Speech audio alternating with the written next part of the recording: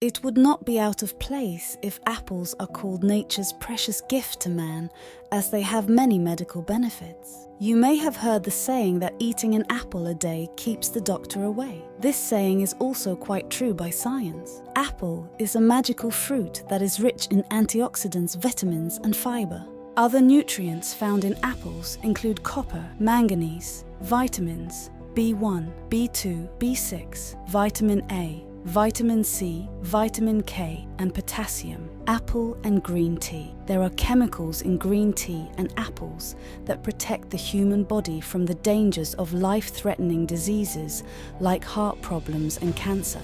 Weight loss. Apple is a fruit rich in water and fiber, which makes you feel full for a long time. Apple, if consumed before meals, reduces appetite and we eat less food, which leads to weight loss. When we eat an apple, it absorbs the water in the stomach and takes the form of a gel. Reduction in cancer risks. Numerous test tube and animal clinical studies have shown that the phytonutrients found in apples can reduce the risk of lung and colon cancer.